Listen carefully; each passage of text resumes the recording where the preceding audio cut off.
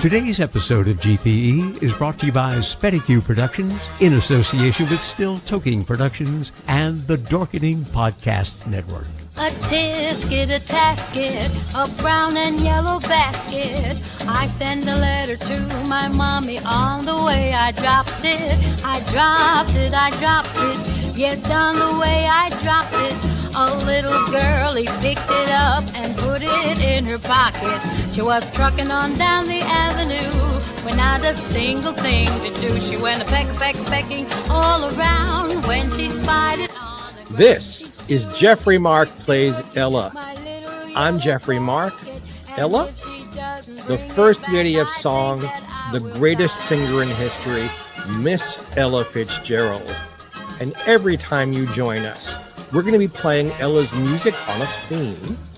And I, who have written 2 books about Ella and worked with Ella later in her career, are going to tell you all kinds of wonderful backstage, behind-the-scenes stuff about how the music was made, why it's important to music history, and hopefully bring you in to enjoy Ella on a brand new level.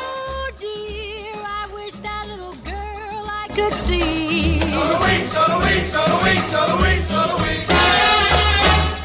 Oh, why was I so careless with that basket of mine? That itty bitty basket was a joy of mine. Basket, lost my yellow basket.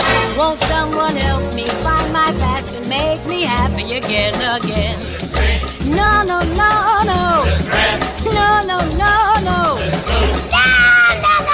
just a little yellow basket. A little yellow basket.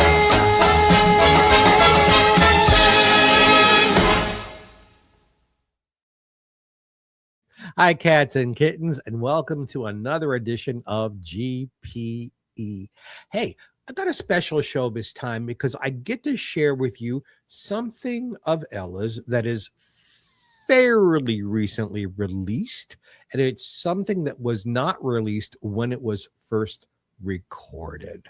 So let's a little information up front. We've talked on the show before. First 20 years of Ella's life on Decca Records, 1935 to 1955. In 1956, Ella's manager started Verve Records just for her, and they began recording all of these wonderful songbooks of the great American composers and all of these wonderful live concerts. Well, here's a little mixture of both, but it was not released when it was recorded. In 1958, Ella was pushing forward with these songbooks, and the latest one was Ella Fitzgerald Sings the Irving Berlin Songbook. The conductor and arranger for the album was wonderful Paul Weston, who has wonderful memories of working with Ella. Paul is probably the only arranger conductor I spoke with who had nothing bad to say about Norman Granz. Norman, wonderful man, don't get me wrong, but he pushed for as few takes as possible. He thought jazz, just go and you do it and record it and you move on. Most of the other conductors and arrangers complained. He didn't give them enough time in the studio. He didn't give them enough takes to get the best cut. No. Our friend Paul Weston said, no, I got everything I wanted, everything I needed. It was a wonderful experience. As said so his wife, the wonderful singer Jo Stafford, who was around while this was being recorded. So this album, this 2 LP vinyl set of Irving Berlin music is recorded. But before it's really even given a chance to be released, Norman Granz booked Ella at the Hollywood Bowl. If you don't know what that is, the Hollywood Bowl is this gigantic amphitheater right in the heart of Hollywood, built into the side of a mountain. The acoustics are tremendous. I've seen Ella work there several times, and other people who appear there love working there. And what he did was he had Ella come with Paul Weston as her conductor and sing not the whole album, but a great deal of what was recorded for the album.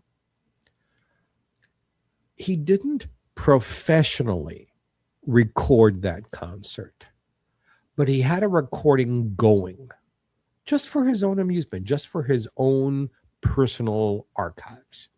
Well, the folks at Universal Music, who now own Decca and Verve and all the other labels for which Ella recorded, found this.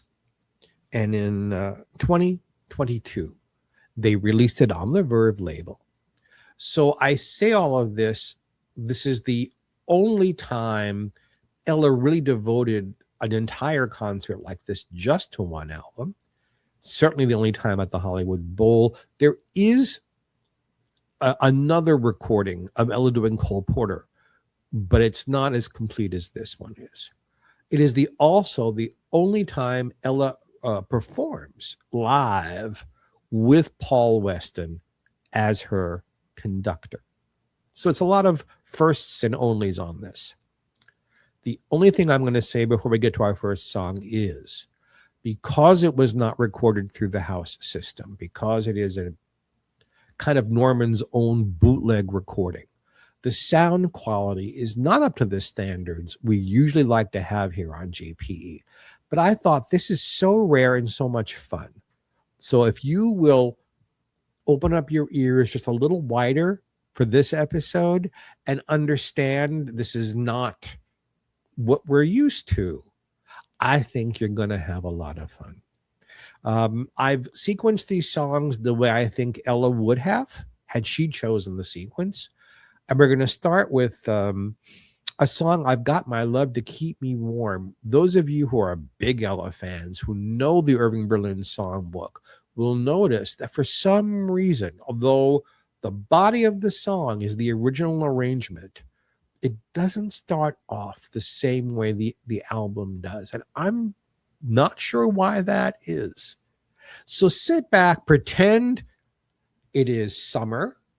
And as we're recording this, it is summer. You're in the Hollywood Bowl. You're sitting, you have food and drink right in front of you. There's, 5,000 or 6,000 people all around you enjoying the great Ella Fitzgerald. Do that and listen to I've Got My Love to Keep Me Warm. Go.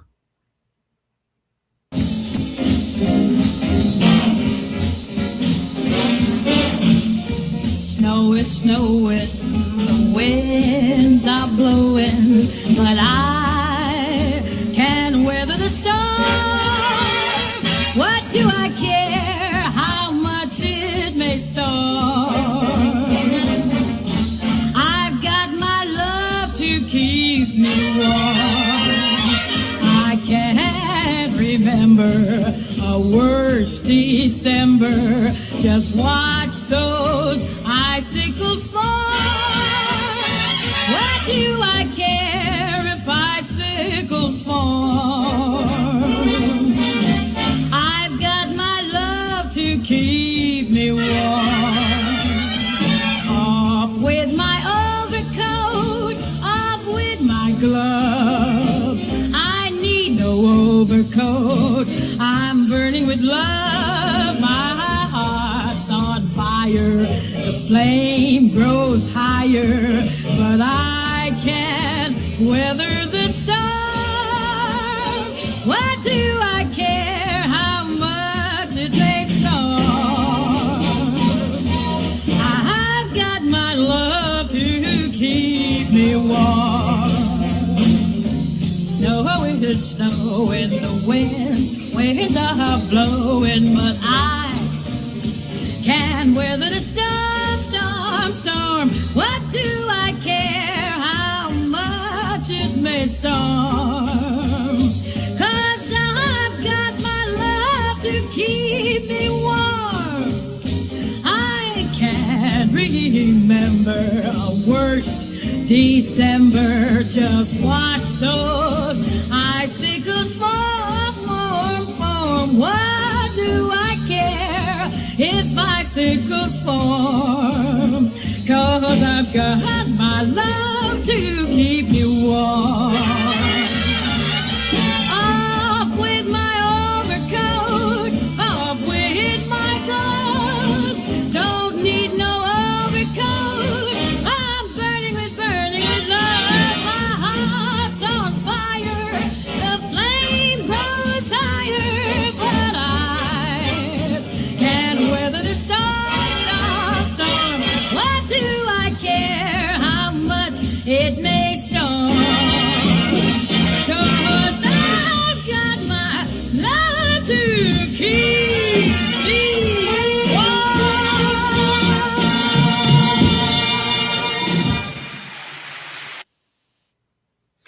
Those of you who are familiar with the album version, notice on the album, when she goes to the song one time, there's an instrumental break with jazz solos. And then she comes back in.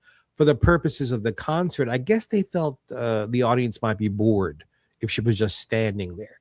So rather than using the arrangement again, that portion where she sings the song through the second time, it's just her rhythm section playing.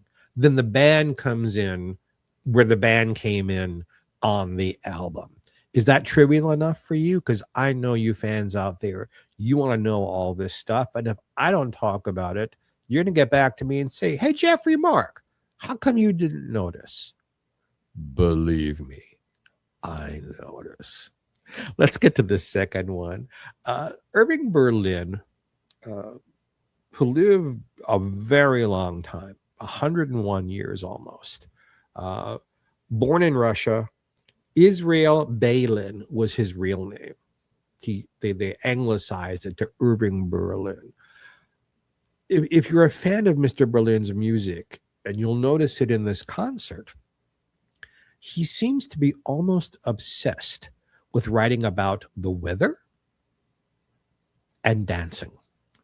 So much of what he wrote through the years had one or two of those themes running through it.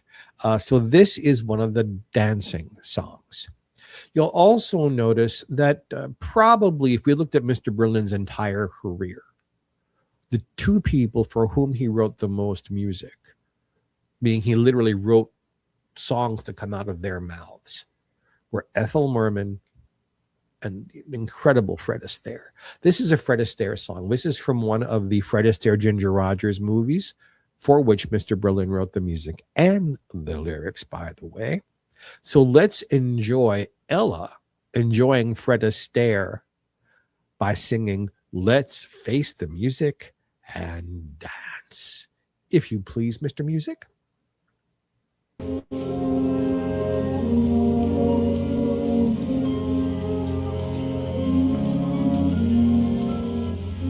There may be trouble ahead, but while there's moonlight and music and love and romance, let's face the music and dance. Before the fiddlers have fled, before they ask us to pay the bill, and while we still have a chance, let's face the music and dance. Soon we'll be without the moon, humming a different tune, and then there may be teardrops to shed. So while there's moonlight and music and love and romance, let's face the music and dance, dance. Let's face the music and dance.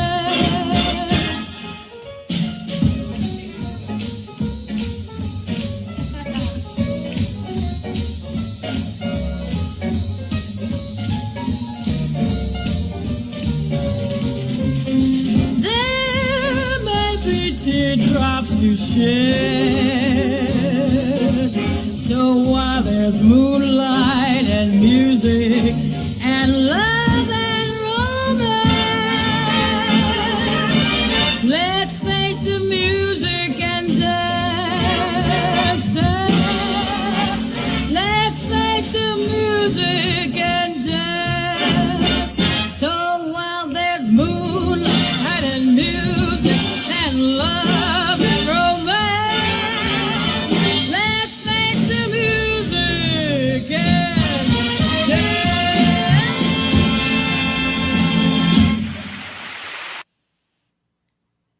I hope you're enjoying these wonderful Paul Weston arrangements. Really, the album in the studio and this, it's the only time they really work together. It's a shame because Paul was such a talented man. You may recognize more of his arrangements for people like Doris Day, with whom he worked quite a bit, or Dinah Shore, or his wife, Jo Stafford. The concert was recorded April 16th of 58. So this is a late spring, wonderful evening at the Hollywood Bowl. We're going to do a ballad next because that's what Ella would do. A ballad, number 3 song, almost always in her concerts was a ballad. The song, there's no real one person who owns this song. It's not like a person introduced this and it became their song for the rest of their lives. A lot of Mr. Berlin's music appeared in Broadway shows, in vaudeville, in films, where the song caught on, but not necessarily because of one person, unlike the last song, which is strongly identified with Fred Astaire. But I can give you a little piece of trivia. The very first person who recorded this song very early in her Broadway career was Ethel Merman, just to have a recording. There was no reason for her to do it other than perhaps she was already a fan of Mr. Berlin's. The song is How Deep Is the Ocean? It's not an easy song to sing. It's very rangy. And the lyrics say, here's an insider singer's thing. Lyrics can be great, but if one is singing, if the consonants fall in the wrong place or the vowel, like you need to hold a note on the consonant instead of, it's harder to sing. It's harder to sing. This is a difficult song to sing, but not for Miss Ella. Let's sit back and relax and enjoy. How deep is the ocean? Ben, sir? How much do I love you? I'll tell you no lie. How deep is the ocean? How high is the sky? How many times a day do I think of you? How many roses are sprinkled with dew? How far would I travel to be where you are? How far is the journey from here to a star? And if I ever lost you, how much would I cry? How deep is the ocean? How high is the sky?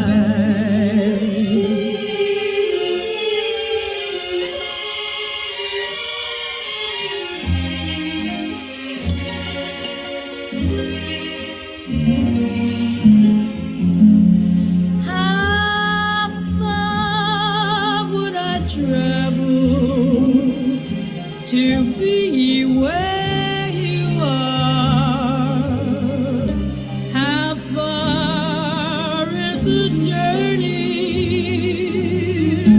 from here to a star?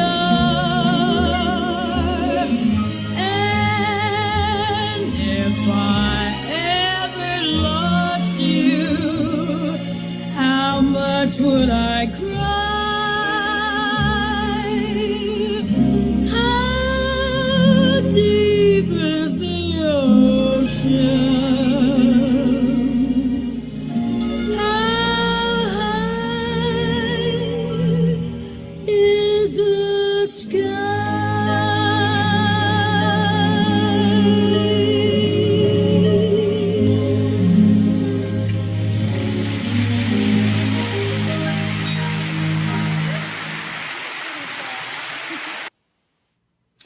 Ella almost sang the wrong lyrics. When she came in at the second time, you can hear her almost the right lyrics came out. Ella was very nervous this night for several reasons. I think appearing at the Hollywood Bowl was a little nerve-wracking. It's very different than singing in a nightclub or singing in a concert hall. She had not yet been doing an awful lot of outdoors singing. Later in her career, as we got into the 60s and 70s, Ella was often singing outdoors, I should say, especially in the summertime all over Europe, where there'd be all of these wonderful outdoor concerts. But this was still kind of new for her. Also, there is a little piece of trivia here.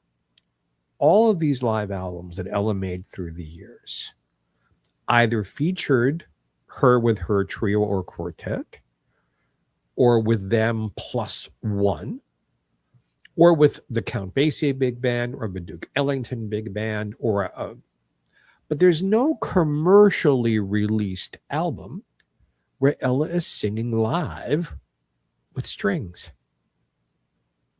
It's amazing, because she did many concerts with philharmonics and symphonies. None of that has ever been released. To be able to buy it, this is it, to hear Ella with strings. So put that in your cap and enjoy it. I'm going to play for you a couple of songs now that aren't the great big Irving Berlin hits. Songs he wrote, songs that Irving Berlin aficionados enjoy, but maybe new to you. This first one, for some reason, there aren't a lot of recordings of the entire song, but the song is referenced in I don't know how many medleys and special material things through the years. You hear a snippet of it, but here is the entire song. It's called "The Song Is Ended." I like it. That's why I'm bringing it to you. Obviously, I bring you stuff that I enjoy. Hopefully, you will enjoy it too. So let's hear, how does the song is ended? Well, how does it end? Well, let's get it started. Benjamin, let's get it started.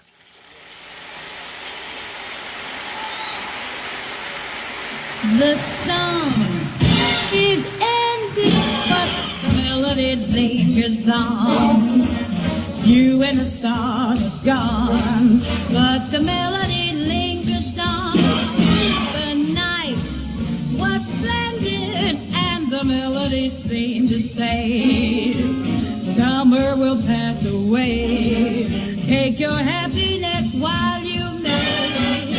There neath the light of the moon, we played a love song that ended too soon.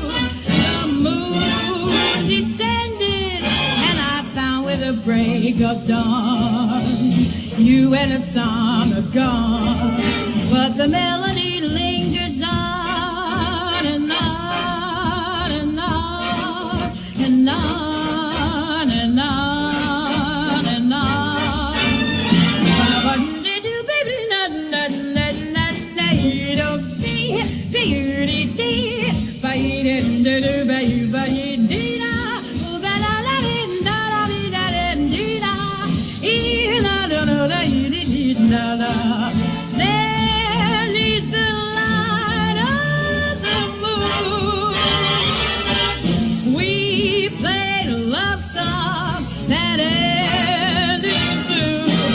The moon descended, and I found with the break of dawn, you and the song are gone, but the melody lingers on and on and on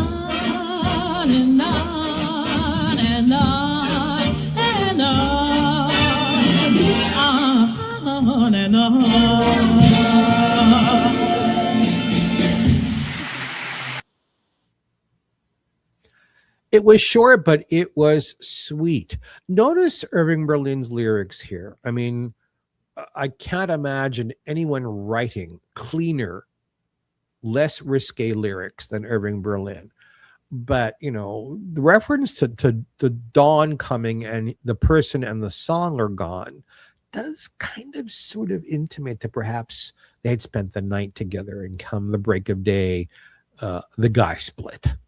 So sometimes Mr. Berlin could infuse a little bit of adultness into his lyrics, but he did it subtly and with incredible, great taste.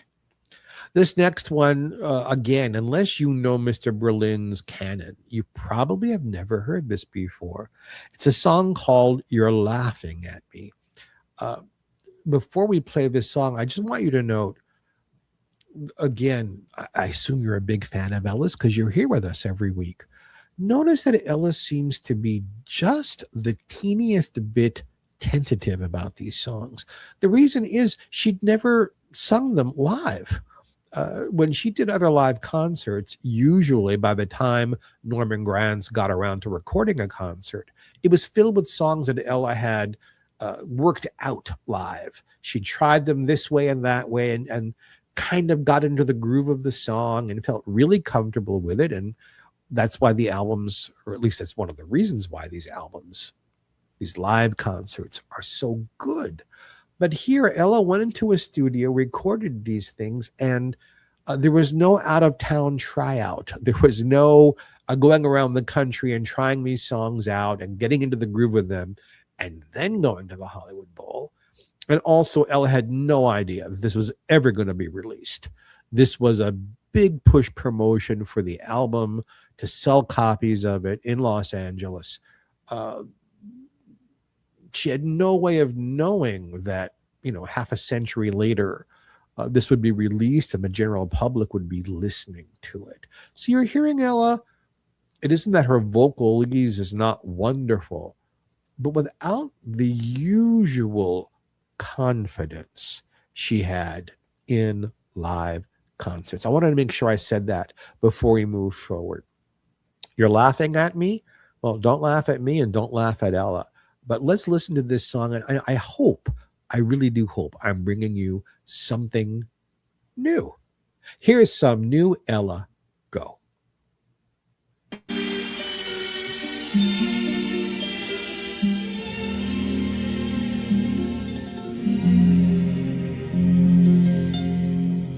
Love you, which is easy to see, but I have to keep guessing how you feel about me. You listen to the words that I speak, but I feel that you listen with your tongue in your cheek.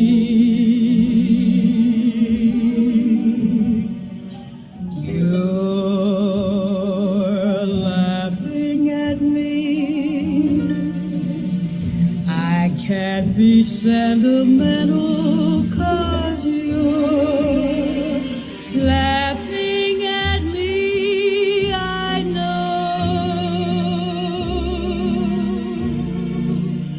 I wanna be romantic, but I haven't a chance.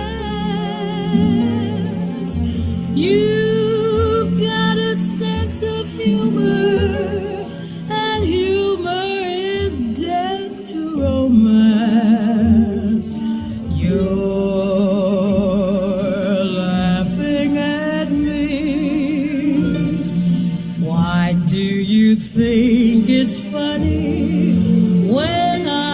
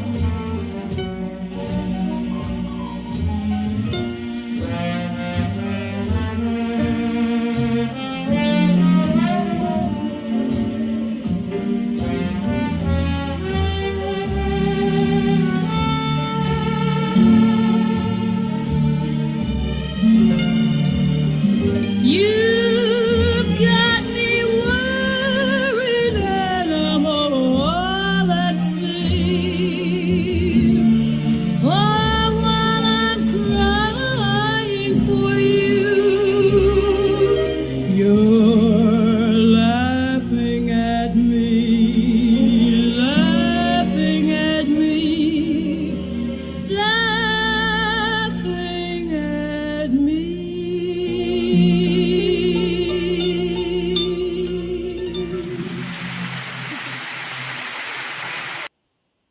Isn't that pretty? I hope it's new for you, and I hope you really, really loved it.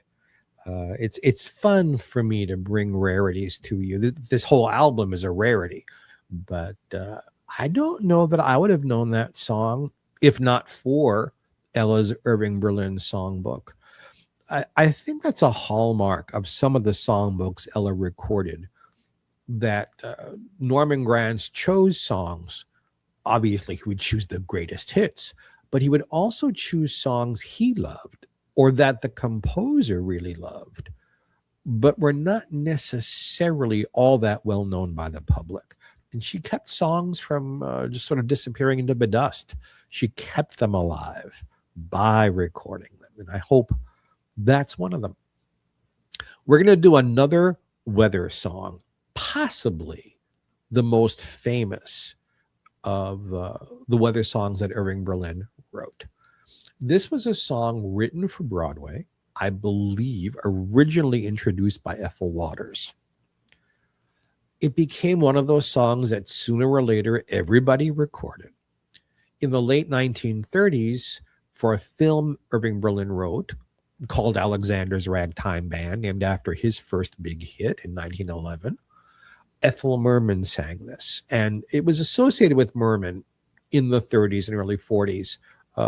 She didn't really sing it past that, but that's the big musical moment. Except go forward about 17 years, Ethel Merman is in another Irving Berlin musical called There's No Business Like Show Business, again named for one of his songs. This time, the song was performed by Marilyn Monroe, and this time there was a problem. Marilyn sizzled in this number. The costume she wore, how do I say this nicely? It isn't just that it was revealing, but it showed her wearing panties, and the panties were scalloped like this from the top to the bottom in black. To her husband, Joe DiMaggio, it looked like pubic hair, and he thought that the costume and the way that she sang the song were vulgar. And he spoke up and caused a problem on the set. The song was recorded, the film song was recorded for the cameras, just the way the director did it. It is just the teeniest bit vulgar, but it's a wonderful song. Whether Marilyn Monroe is sizzling with it or Merman is belting it out, the song is Heat Wave. Let's hear how Ella does it back in 1953.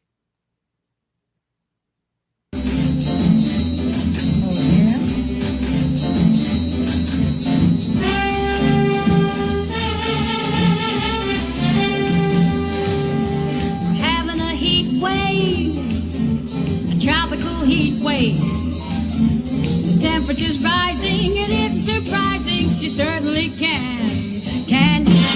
Started a heat wave by letting her seat wave, and in such a way that the people all say that she certainly can. She, her anatomy made the mercury rise to 93. Yes, sir, having a heat wave, a tropical heat wave. The way that she moves, that thermometer proves that she certainly can.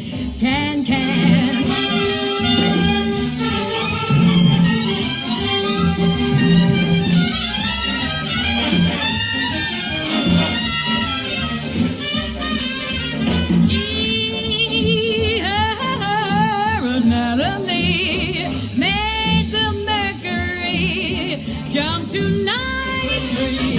Yes, sir.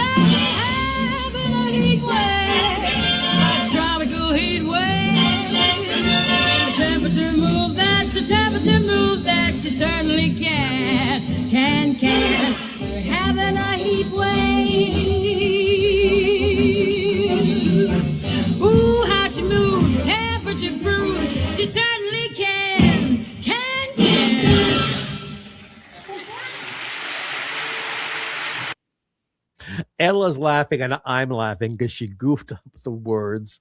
I don't know of any other singer who would misplace words the way Ella would and just keep going and not let it affect the performance, and sometimes actually made the performance better. And of course, the big get for Ella with that kind of thing was Mac the Knife, which we've played on this program before, and we'll probably do it again sometime, where Ella forgets the words and ends up with a hit song on a Grammy Award. You can't do better than that. Let's go on to another of the Fred Astaire songs. This is again Irving Berlin writing for Fred Astaire in films. It's one of those songs that, although it works well as a song, it does better in the film because it is a song of dancing seduction. That's the only way I can put it. Obviously, in a 1930s film, they weren't going to talk about sex, but, let yourself go, relax. Hey, guys listening to this or watching this, how many times have you said that to somebody else on a date? Let yourself go, relax. The purpose usually wasn't dancing. But here, it's how Mr. Berlin insinuated sensuality and sexuality in his songs while keeping them, enormously clean. Otherwise, you could not do them in a film, and you could not play them on the radio, which was very, very necessary back then to have a hit song. They had to be able to be played on the radio, not just the recording from the film, but other singers singing the song. So let yourself go, relax. Well, I can't think of a better way to introduce the song. Let yourself go, relax. And let's let my wonderful friend and producer, Benjamin Bartlett, play the song for us. Let yourself go, relax.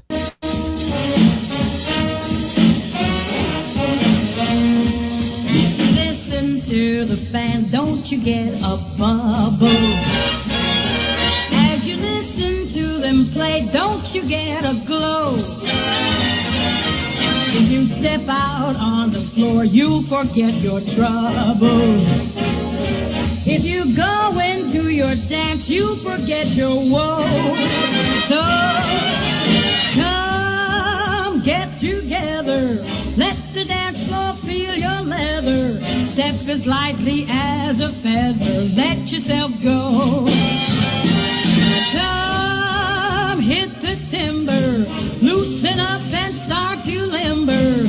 Can't you hear that hot marimba? Let yourself go. Let yourself go. Relax and let yourself go. Relax, you got yourself tied up in a knot. The night is cold, but the music's hot, so come a closer. Don't you dare to answer no, sir. Put your banker, clerk, and grocer. Let yourself go.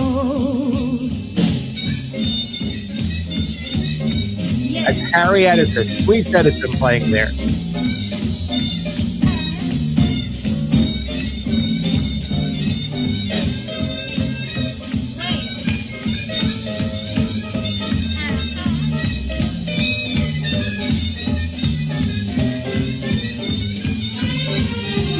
Let yourself go, relax and let yourself go. Relax, you got yourself tied up in a knot. The night is cold, but the music's hot, so come cuddle closer. Don't you dare to answer no, sir. Put your banker, cloak, and grocer. Let yourself go. Let yourself go.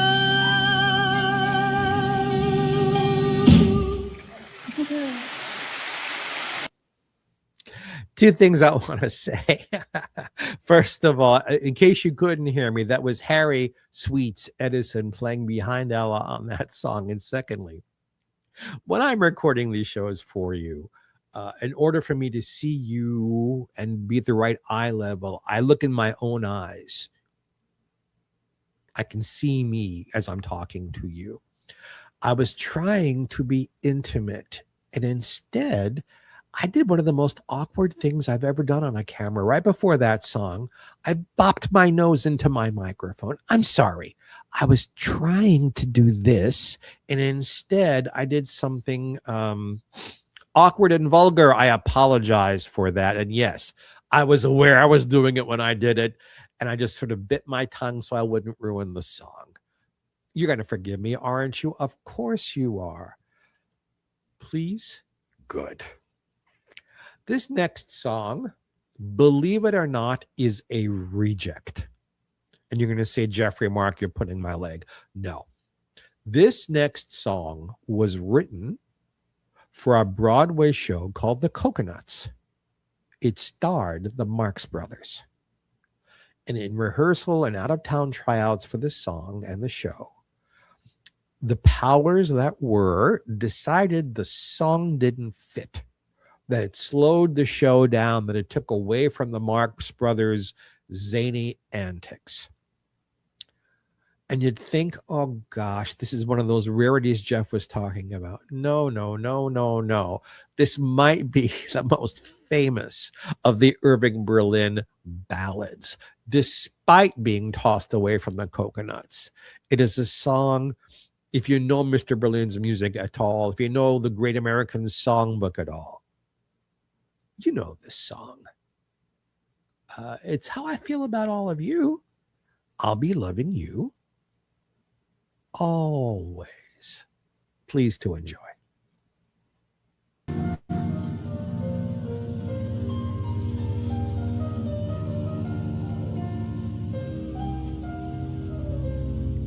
I'll be loving you always, with a love that's true, always, when the things you've planned need a helping hand. I will understand always, always. Things may not be fair always. That's when I'll be there.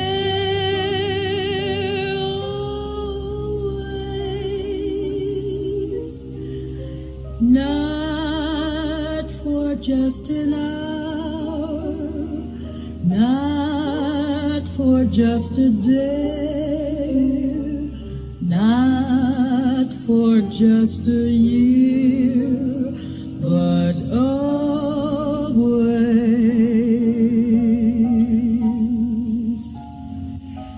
I'll be loving you always, with the love that's true, always, when the things you plan need a helping hand. I will understand always, always. Things may not be fair always. That's when I'll be there always. Not for just an hour, not for just a day, not for just a year, but always. Not for just an hour, not for just a day, not for just a year, but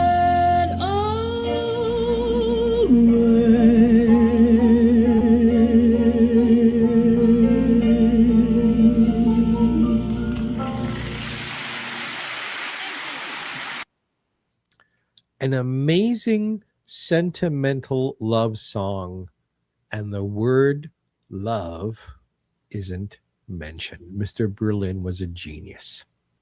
I want to mention something before we get to the next song about the Irving Berlin songbook. We've talked about what's on it. I want to talk for just a moment about what's not on it.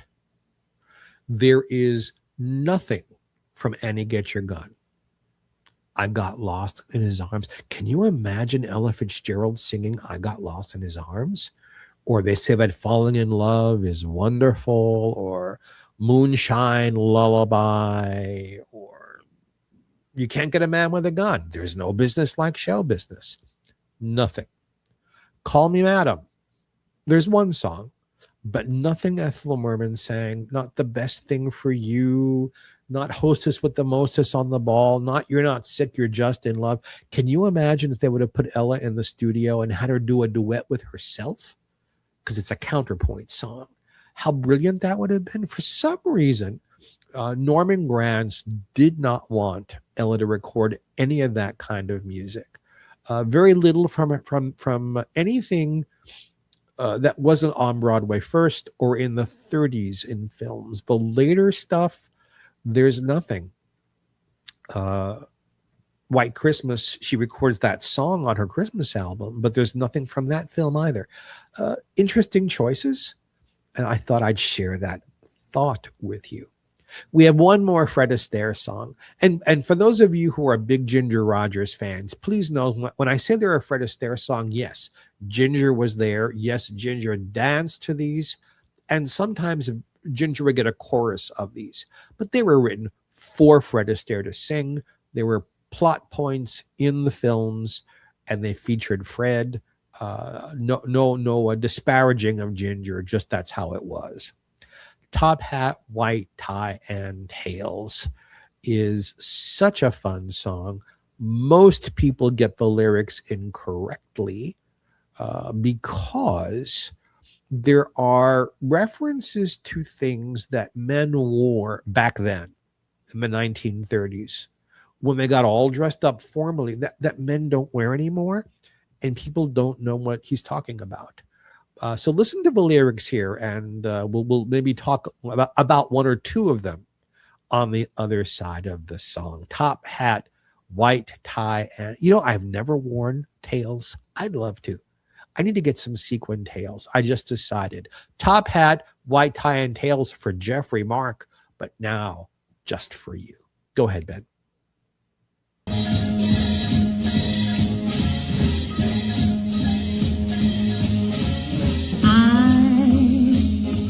Putting on my top hat, tying up my white tails, brushing off my tails.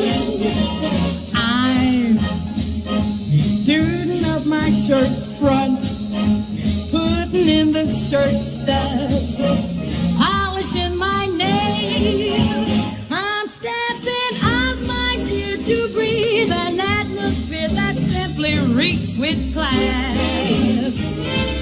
And I trust that you'll excuse my dust when I step on the gas, for I'll be there, putting down my top hat, mussing up my white tie, dancing in my tail.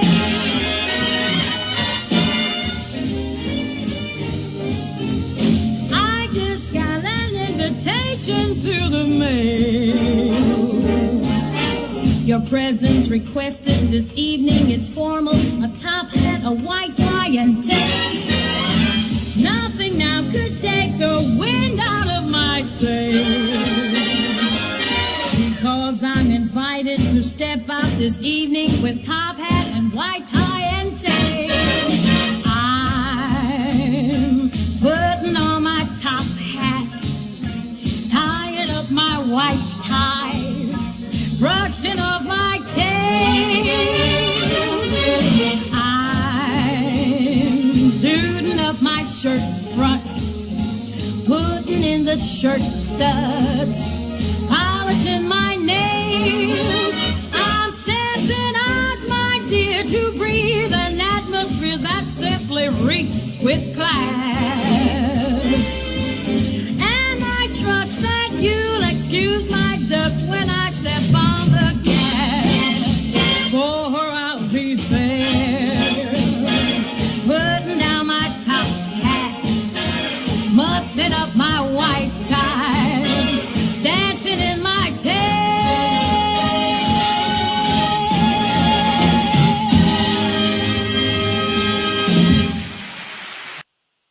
And nobody wore those clothes better than Fred Astaire. But let's go through it just for a minute. So a top hat is a very tall stovepipe hat. They were collapsible. So when you wanted to check your hat, there'd be room to flatten it. What we think of as a tuxedo back then were called dinner clothes. It was called a dinner jacket. You didn't wear that at very, very, very fancy places. You wore that at dinner time or at a restaurant. But when you were going formal, you had the top hat, you had a cutaway coat with tails hanging in the back. Then there was a white vest, a white tie with a pulled up collar. The shirt studs, instead of buttons, were these little, sometimes onyx, sometimes gemstone studs that went in that held the shirt together. You wore French cuffs, and then you wore pants that had satin going down the sides and formal shoes. If you went out formal, that is how men dressed back then.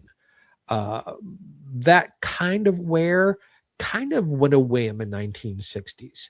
If you watch, if you can find on YouTube recordings of early Academy Awards TV shows or Emmy Award TV shows, you see a lot of the people still wearing the tails. At least the hosts did. After a while, that just went away, and it's a shame because it's fun to wear, and I need to get me one. Yeah. I talked about this song earlier in the program. Now think about it. Ella is recording this live concert in 1958. In 1911, right? That's a long time before. Irving Berlin had his first hit. It wasn't the first song he wrote, but the song, I mean, I can't come up with a song really much more famous than this. It set off a whole kind of music, ragtime. It was just breaking through then, and this was the theme song to all of that kind of music. It is probably mostly associated with Al Jolson, who sang it a lot, Ethel Merman, who sang it in all of her concerts and recorded it on her albums and sang it in the film Is No Business Like Show Business.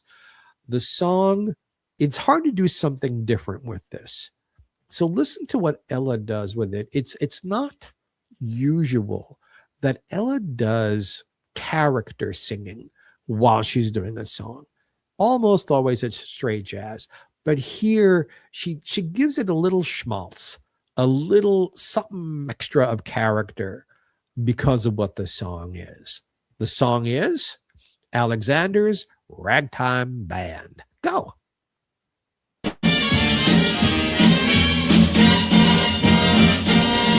Come on in here, Alexander's a ragtime band. Come on in here, he's the best band in the land. If you never heard a trumpet blowing before, so natural that you want to go to war. It's just the bestest band one have. Oh, my honey lamb, come on along, let me take you by the hand. Up to the man, who's the leader of the band. And if you care to hear the Swanee River played in a ragtime, come on in here, Alexander's a ragtime band.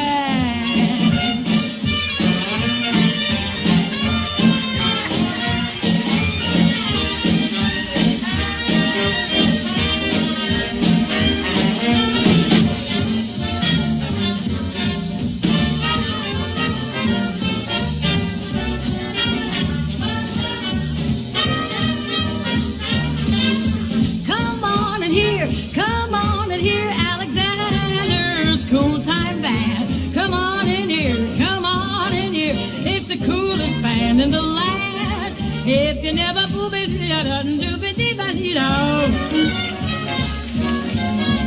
it's just the coolest band out there. Why, honey, lamb, come on along. Let me take you to the leader of the band. Come on along. Listen to this real cool band. And if you care to hear the Swanee River played in cool time,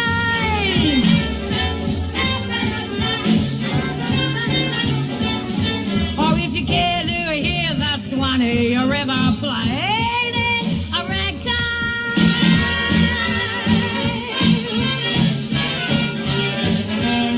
come on here, Alexander's ragtime Alexander's ragtime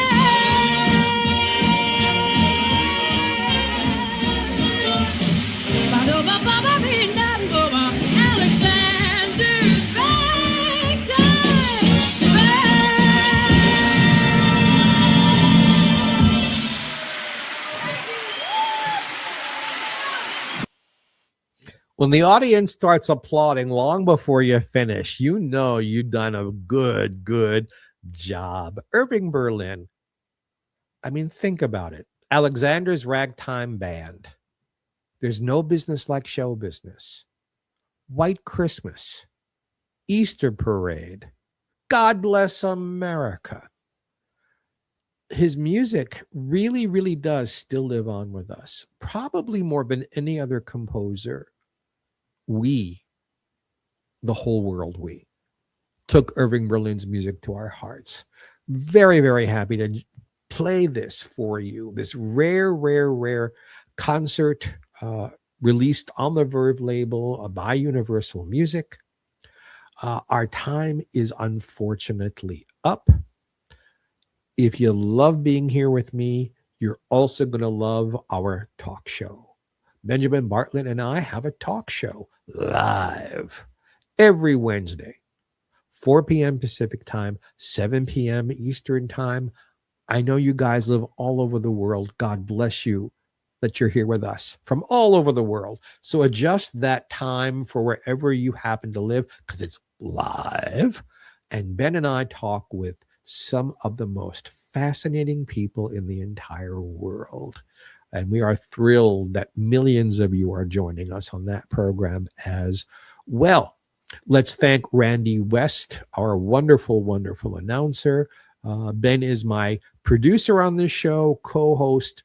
He created the show and producer on the other show. Until next time, and I see you live or you come and join us here on GPE, from the bottom of my heart, God bless you and